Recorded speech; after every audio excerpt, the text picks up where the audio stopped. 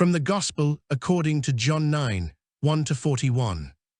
As Jesus passed by, he saw a man blind from birth.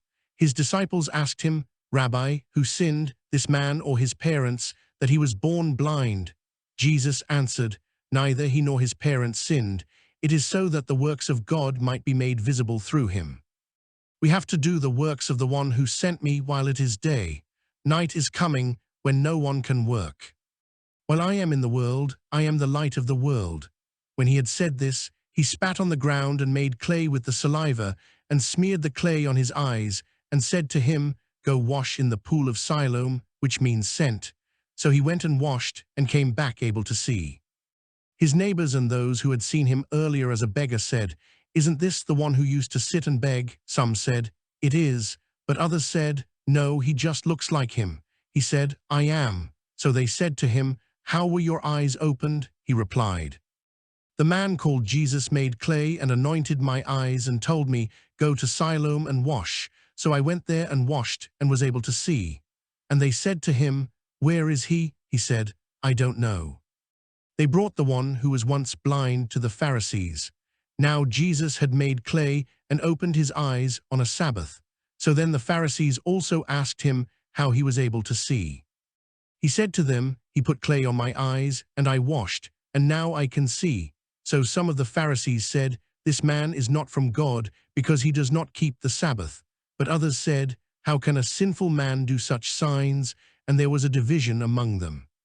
So they said to the blind man again, "What do you have to say about him? Since he opened your eyes," he said, "he is a prophet." Now the Jews did not believe that he had been blind and gained his sight until they summoned the parents of the one who had gained his sight. They asked them, "Is this your son, who you say was born blind? How does he now see?" His parents answered and said, "We know that this is our son and that he was born blind. We do not know how he sees now, nor do we know who opened his eyes. Ask him, he is of age, he can speak for himself." His parents said this because they were afraid of the Jews, for the Jews had already agreed that if anyone acknowledged him as the Christ, he would be expelled from the synagogue. For this reason his parents said, "He is of age, question him." So a second time they called the man who had been blind and said to him, "Give God the praise. We know that this man is a sinner." He replied, "If he is a sinner, I do not know. One thing I do know is that I was blind and now I see." So they said to him, "What did he do to you? How did he open your eyes?" He answered them, "I told you already and you did not listen. Why do you want to hear it again? Do you want to become his disciples too?" They ridiculed him and said, "You are that man's disciple. We are disciples of Moses. We know that God spoke to Moses, but we do not know where this one is from." The man answered and said to them, "This is what is so amazing, that you do not know where he is from, yet he opened my eyes.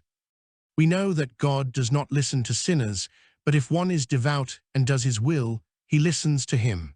It is unheard of that anyone ever opened the eyes of a person born blind. If this man were not from God, he would not be able to do anything." They answered and said to him, "You were born totally in sin, and are you trying to teach us?" Then they threw him out. When Jesus heard that they had thrown him out, he found him and said, "Do you believe in the Son of Man?" He answered and said, "Who is he, sir, that I may believe in him?" Jesus said to him, "You have seen him. The one speaking with you is he." He said, "I do believe, Lord," and he worshipped him. Then Jesus said, "I came into this world for judgment, so that those who do not see might see, and those who do see might become blind." Some of the Pharisees who were with him heard this and said to him, "Surely we are not also blind, are we?" Jesus said to them, "If you were blind, you would have no sin, but now you are saying, 'We see,' so your sin remains."